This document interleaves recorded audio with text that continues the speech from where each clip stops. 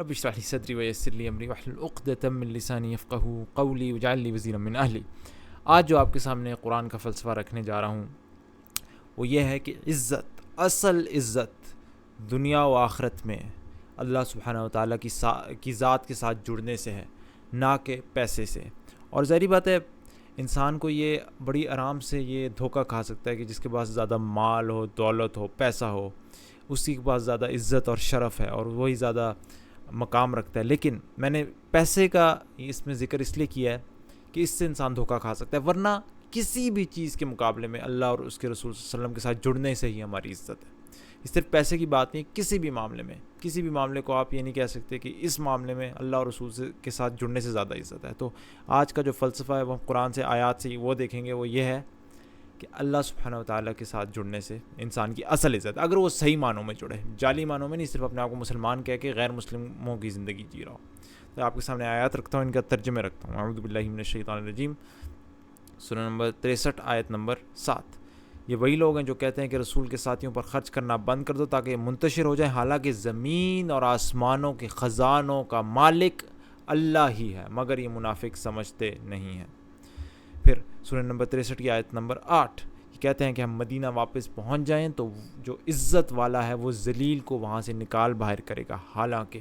عزت تو اللہ اور اس کے رسول صلی اللہ علیہ وسلم اور مومنین کے لیے ہے، مگر یہ منافق جانتے نہیں ہیں۔ پھر سورہ نمبر 69 آیت نمبر 28 سے آگے، آج میرا مال میرے کچھ کام نہ آیا، قیامت کے دن کی بات ہو رہی ہے، میرا سارا اقتدار ختم ہو گیا۔ پھر سورہ مزمل سورہ نمبر 73 آیت نمبر 11،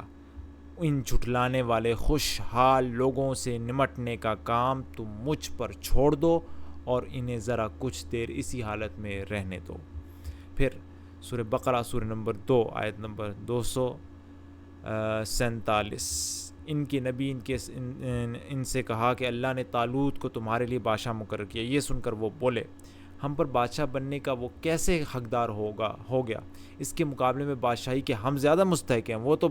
کوئی بڑا مالدار آدمی نہیں۔ نبی نے جواب دیا، اللہ نے تمہارے مقابلے میں اسی کو منتخب کیا ہے اور اس کو دماغ و جسمانی دونوں قسم کی اہلیتیں فراوانی کے ساتھ عطا فرمائی، اور اللہ کو اختیار ہے کہ اپنا ملک جسے چاہے دے، اللہ بڑی وسعت رکھتا ہے اور سب کچھ اس کے علم میں ہے۔ پھر سورہ نمبر 3 آیت نمبر 10، جن لوگوں نے کفر کا رویہ اختیار کیا انہیں اللہ کے مقابلے میں نہ ان کا مال کچھ کام دے گا نہ اولاد، وہ دوزخ کا ایندھن بن کر رہیں گے۔ پھر سورہ نمبر 3 آیت نمبر 26، کہو خدایا ملک کے مالک، تو جسے چاہے حکومت دے اور جسے چاہے چھین لے، جسے چاہے عزت بخشے اور جس کو چاہے ذلیل کر دے، بھلائی تیرے اختیار میں ہے، بے شک تو ہر چیز پر قادر۔ پھر سورہ نمبر 3 آیت نمبر 139، دل شکستہ نہ ہو اور غم نہ کرو، تم ہی غالب رہو گے اگر تم مومن ہو۔ پھر سورہ نمبر 3 آیت نمبر 160، اللہ تمہاری مدد پر ہو تو کوئی طاقت تم پر غالب آنے والی نہیں، اور وہ تمہیں چھوڑ دے تو اس کے بعد کون ہے جو تمہاری مدد کر سکتا ہے؟ پس جو سچے مومن ہیں اللہ کو، ان کو اللہ ہی پر بھروسہ رکھنا چاہیے۔ پھر سورہ آل عمران سورہ نمبر 3 کی آیت نمبر 181، اگر یہ لوڈ نہیں ہوتی تو اگلی آیت پہ چلے جاتے ہیں۔ سورہ نمبر 3 آیت نمبر 181، اللہ نے ان لوگوں کا قول سنا جو کہتے ہیں کہ اللہ فقیر ہے اور ہم غنی ہیں، ان کی یہ باتیں ہم لکھ لیں گے، اور اس سے پہلے جو وہ پیغمبروں کو ناحق قتل کرتے رہے ہیں وہ بھی ان کے نامہ اعمال میں ثبت ہے، جب فیصلے کا وقت آئے گا اس وقت ہم ان سے کہیں گے کہ لو اب عذاب جہنم کا مزہ چکھو۔ پھر سورہ نمبر 4 کی آیت نمبر 10، جو لوگ ظلم کے ساتھ یتیموں کے مال کھاتے ہیں در حقیقت وہ اپنے پیٹ آگ سے بھرتے ہیں اور وہ ضرور جہنم کی بھڑکتی ہوئی آگ میں جھونکے جائیں گے۔ پھر سورہ نساء سورہ نمبر 4 آیت نمبر 139، کیا یہ عزت کی طلب میں ان کے پاس جاتے ہیں، حالانکہ عزت تو ساری کی ساری اللہ ہی کے لیے ہے۔ پھر سورہ مائدہ سورہ نمبر 5 آیت نمبر 56، اور جو اللہ اور اس کے رسول اور اہل ایمان کو اپنا رفیق بنا لے اسے معلوم ہو کہ اللہ کی جماعت ہی غالب رہنے والی ہے۔ اس کے بعد سورہ نمبر 6 آیت نمبر 17، اگر اللہ تمہیں کسی قسم کا نقصان پہنچائے تو اس کے سوا کوئی نہیں جو تمہیں اس نقصان سے بچا سکے، اور اگر وہ تمہیں کسی بھلائی سے بہرہ مند کر دے تو وہ ہر چیز پر قادر ہے۔ پھر سورہ نمبر 10 آیت نمبر 65، اے نبی صلی اللہ علیہ وآلہ وسلم، جو باتیں یہ لوگ تجھ پر بناتے ہیں وہ تجھے رنجیدہ نہ کریں، عزت ساری کی ساری خدا کے اختیار میں ہے اور وہ سب کچھ سنتا اور جانتا ہے۔ پھر سورہ نمبر 10 آیت نمبر 107، اور اگر اللہ تجھے کسی مصیبت میں ڈالے تو خود اس کے سوا کوئی نہیں جو اس مصیبت کو ٹال دے، اور اگر وہ تیرے حق میں کسی بھلائی کا ارادہ کرے تو اس کے فضل کو پھیرنے والا بھی کوئی نہیں ہے، وہ اپنے بندوں میں سے جس کو چاہتا ہے اپنے فضل سے نوازتا ہے، اور وہ درگزر کرنے والا اور رحم فرمانے والا ہے۔ پھر سورہ نمبر 15 آیت نمبر 21، کوئی چیز ایسی نہیں جس کے خزانے ہمارے پاس نہ ہوں، یعنی اللہ کے پاس، اور جس چیز کو بھی ہم نازل کرتے ہیں ایک مقرر مقدار میں نازل کرتے ہیں۔ پھر سورہ نمبر 17 آیت نمبر 30، تیرا رب جس کے لیے چاہتا ہے رزق کشادہ کرتا ہے اور جس کے لیے چاہتا ہے تنگ کر دیتا ہے، وہ اپنے بندوں کے حال سے باخبر اور انہیں دیکھ رہا ہے۔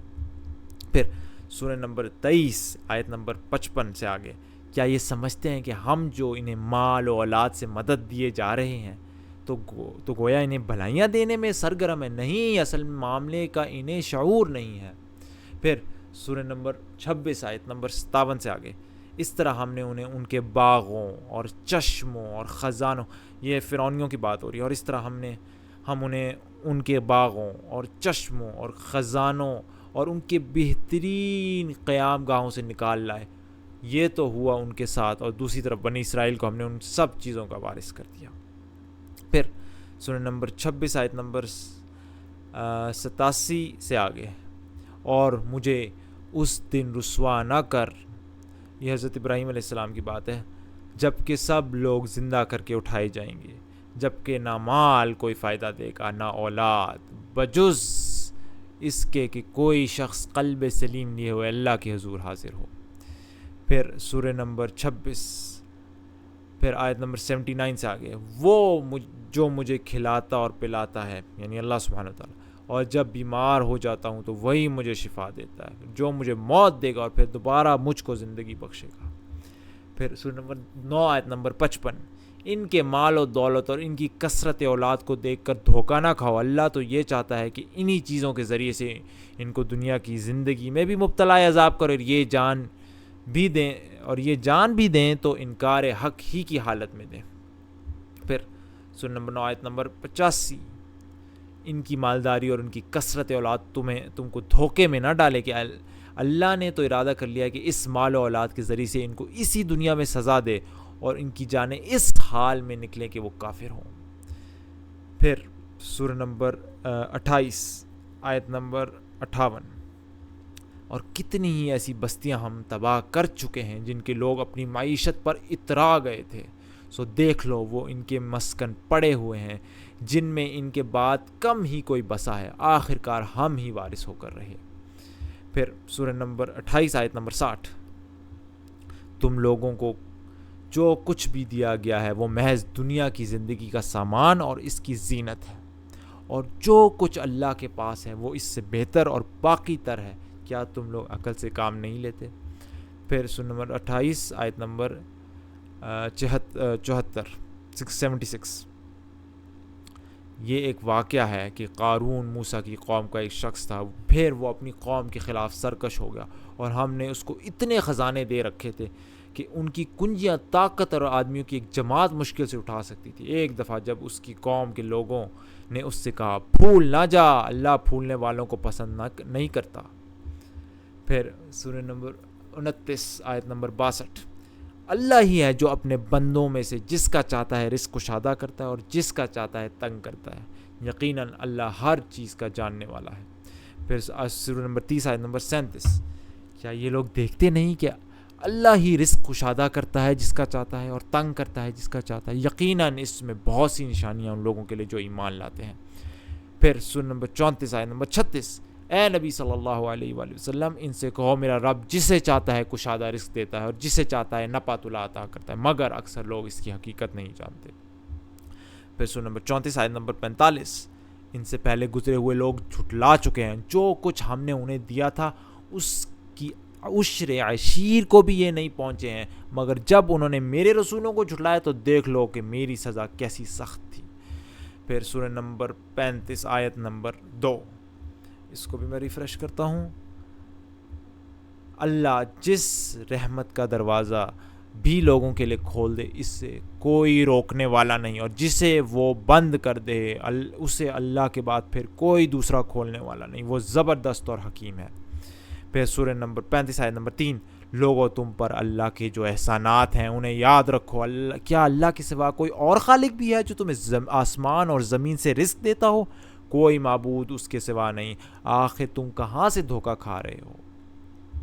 پھر سورہ نمبر 35 آیت نمبر 10، جو کوئی عزت چاہتا ہو اسے معلوم ہونا چاہیے کہ عزت ساری کی ساری اللہ کی ہے۔ یہ آیت تو بالکل کھل کے آپ کے سامنے اس مقدمے کو رکھ دیتی کہ عزت ساری کی ساری اللہ کے لیے۔ جو کوئی عزت چاہتا ہو اسے معلوم ہونا چاہیے کہ عزت ساری کی ساری اللہ کی ہے۔ اس کے ہاں جو چیز اوپر چڑھتی ہے وہ صرف پاکیزہ قول ہے اور عمل صالح اس کو اوپر چڑھاتا ہے۔ رہے وہ لوگ جو بےہودہ چال بازیاں کرتے ہیں ان کے لیے سخت عذاب ہے اور ان کا مکر خود ہی غارت ہونے والا ہے۔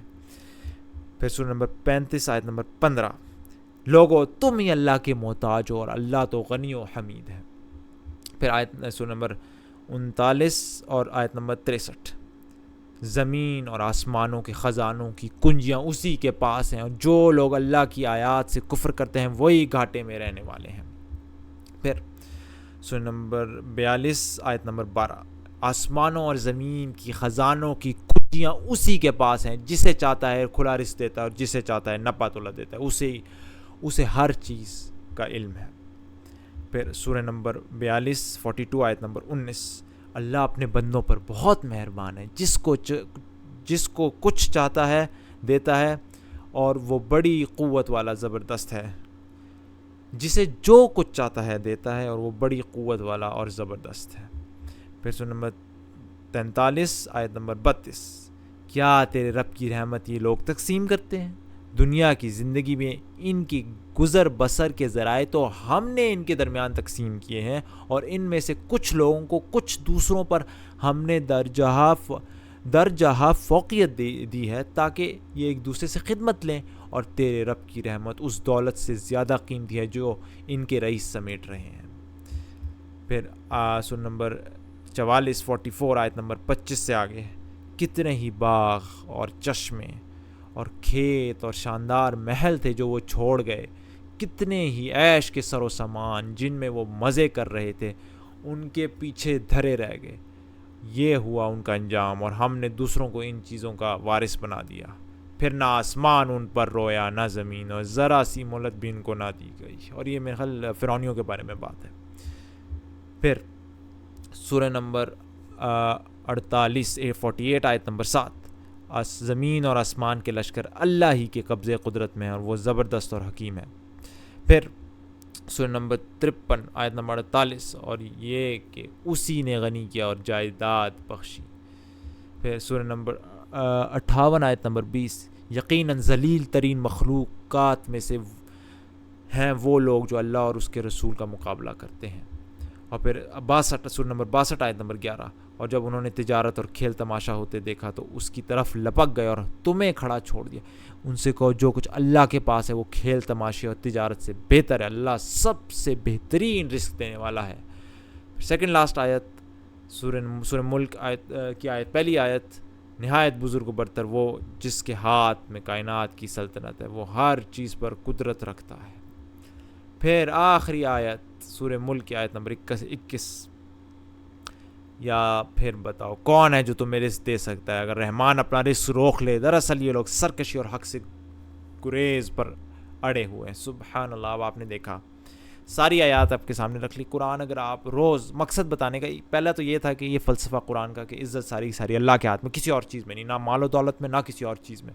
دوسری بات آپ نے دیکھا اس کا فائدہ میرا آپ کو بتانے کو یہ ہے کہ اگر آپ قرآن کو لگاتار کانسٹنٹلی روز کچھ نہ کچھ 1-2 آیتیں روز پڑھیں، صرف یہی فلسفہ نہیں، سارے فلسفے آپ کے ذہن میں فریش ہوتے رہیں گے، اور دنیا کی اس اونچ نیچ میں، اس امتحان میں، اس آزمائش میں انشاءاللہ آپ کا رستہ آسان ہو جائے گا. ورنہ آپ اس ایسے سکتے ہوئے شخص کی طرح ہوں گے جس کو پتہ ہی نہیں کہ پانی ہے کدھر اور کس طرح اس طرف پہنچنا ہے، بمقابلہ اس شخص سے جو پیاسا ہو لیکن اسے پتہ ہو کہ پانی کی طرح ادھر کیسے پہنچنا ہے. تو فلسفوں کو ریفریش کرنے کا مقصد آپ کو یہ ہے کہ قرآن کے ساتھ جڑیں، روز کچھ نہ کچھ اس سے حاصل کریں، تاکہ زندگی کے اس سفر میں، اس امتحان میں، یہ میز ایک امتحان ہے ہمارے لیے، اس میں آپ کے لیے آسانیاں پیدا ہوں، اور اپنے آپ کو اس کتاب سے جوڑیں تاکہ اس کے فلسفے آپ کے ذہن میں بار بار ریفریش ہوتے رہیں. تو اللہ تعالیٰ ہمیں اس زندگی کے امتحان میں ہمارے لیے اس قرآن کے ذریعے بہت آسانیاں پیدا کرے. میرا دوسرا چینل میریکلز والا، اس کو جا کے چیک کریں. اگر آپ نے دیکھنا ہے قرآن کا ایک ایک لفظ، میں چیلنج کرتا ہوں اس کو کہ اللہ کا کلام کیوں ہے، معجزہ اپنی آنکھوں سے آپ دیکھیں گے قرآن کا. میرے چینل کی ڈسکرپشن میں اسے جا کے آپ دیکھ سکتے ہیں. اللہ تعالیٰ ہمیں قرآن پر یقین دے اور اس کے فلسفوں کے ساتھ ہماری زندگی آسان کرے. سبحانک اللہم و بحمدک، اشہد ان لا الہ الا انت، استغفرک و اتوب الیک.